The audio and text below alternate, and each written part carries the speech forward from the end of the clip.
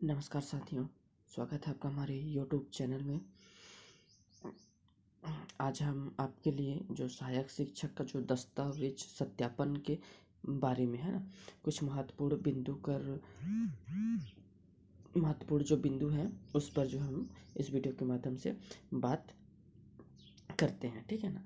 आपको अभी जो काउंसलिंग चल रहा है चौथा चरण के लिए जो सहायक शिक्षक के लिए है, जो रैंक वाला वीडियो है, कटअप जो जारी किया है व्यापम, आप उसको अगर उस वीडियो को नहीं देखे हैं तो उस वीडियो को देख करके पूरी जानकारी ले सकते हैं, है ना।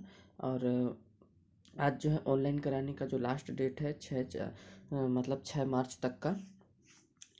6 मार्च तक का क्या है कि हम इसको लास्ट 12 बजे तक हम काउंसलिंग करा सकते हैं। ठीक है ना।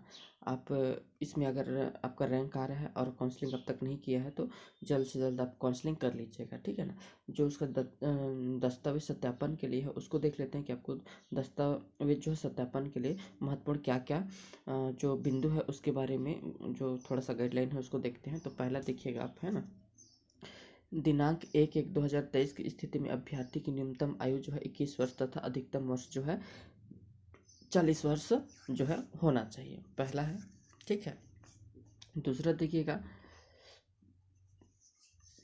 जो है सभी समस्त श्रेणी के जो है महिलाओं के लिए, है ना, जो SC है, ST है, OBC है, समस्त श्रेणी की महिलाओं के अभ्यर्थियों की जो है अधिकतम आयु की सीमा क्या रखी गई है। तो ये जो है इनके लिए जो है महिलाओं के लिए, है ना, तो सभी महिलाओं कैटेगरी के लिए क्या है 45 वर्ष रखा गया है। ठीक है।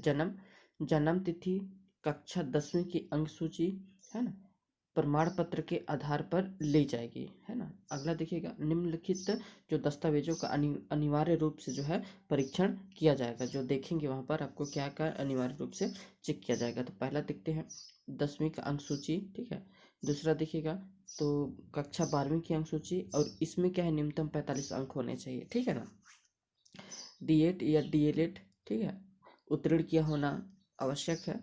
और अभ्यर्थी को प्राथमिक स्तर का जो है TT परीक्षा का जो है पास करना भी ये भी जरूरी है। छत्तीसगढ़ का मूल निवास का जो प्रमाण पत्र है ये जरूरी है। ठीक है। अनुभागीय अधिकारी राजस्व द्वारा स्थायी जाति प्रमाण पत्र लागू होने पर, है ना, ये भी होना चाहिए। और मेडिकल बोर्ड द्वारा जारी दिव्यांगता प्रमाण पत्र अगर लागू होने की स्थिति पर। ठीक है। ये सारी चीज़ें जो है आपको डॉक्यूमेंट में विशेष करके ध्यान में रखना है ना। आगे देखिएगा, जो है उपरोक्त सभी दस्तावेजों की स्वहस्ताक्षरित छाया प्रति अभ्यर्थी को जब प्रस्तुत करेंगे तथा सत्यापनकर्ता अधिकारी इन दस्तावेजों का क्या है कि मूल प्रति से मिलान करेंगे। आपको उसका 3-3 सेट जो है जितना डॉक्यूमेंट है आपका 3-3 प्रति उसका फोटो कॉपी कराना है, और उसका जो है ओरिजिनल जो होता है उसको भी लेकर के साथ में जाना है। ठीक है। आगे देखेंगे, अभ्यर्थी का TT उत्तीर्ण प्रमाण पत्र के द्वारा D.Ed और DLED या B.Ed में प्रवेश लेने के बाद जारी हुआ होना चाहिए। कहने का मतलब यह है कि आपका जो D.Ed या फिर B.Ed है, इसमें जो है आपका जो TAT है ये प्रवेश होने के बाद के होना चाहिए, है ना। जाति प्रमाण पत्र, है ना, जाति प्रमाण पत्र अनुभागीय अधिकारी द्वारा जो है जारी होना चाहिए। व्यापम द्वारा शिक्षक भर्ती परीक्षा का परिणाम दिनांक 2/7/23 को जारी किया गया है ना। अतः अभ्यर्थी के समस्त दस्तावेज जो है 2/7/23 को क्या है पूरी हुआ होना चाहिए, है ना। और देखिएगा पिछड़ा वर्ग श्रेणी के अभ्यर्थियों के लिए क्या मांगता है, तो आय प्रमाण पत्र भी इसमें जो है इम्पोर्टेंट है। तो आप आय प्रमाण पत्र इसको देखिएगा जो पिछड़ा वर्ग के कैंडिडेट है ना। और पूर्व से शासकीय सेवारत कर्मचारी नियोक्ता विभाग का अनापत्ति जो है प्रमाण पत्र संलग्न करेंगे जिनके लिए पर लागू होता है ना। अगला देखिएगा, भूतपूर्व सैनिक अपने सेवा निवृत्त जो कहा है जो प्रमाण पत्र प्रस्तुत करेंगे। ये सारी चीज़ें आपको लगेगा दोस्तों जिस पर जो लागू होता है। बेहद इंपॉर्टेंट लाइन है, इसको आप ध्यान रखिएगा, है ना। अब ये जो फॉर्मेट है देखिएगा, सहायक शिक्षक के लिए है जो अभिलेख सत्यापन प्रमाण पत्र, ये अभिलेख है जब आपको वहाँ पर बुलाया जाएगा, है ना। यहाँ पर सत्यापन दिनांक लिखना है, जिस दिनांक पे आप जा रहे हो यहाँ पर क्या रहेगा 24 हो जाएगा। ठीक है ना। और रैंक लिखना है आपका कितना रैंक है, और टेबल क्रमांक आप जब काउंसलिंग करने जाएंगे तो आपको टेबल क्रमांक मिलेगा वहाँ पर डालना है। और पात्र अपात्र यहाँ पर होना चाहिए। ठीक है।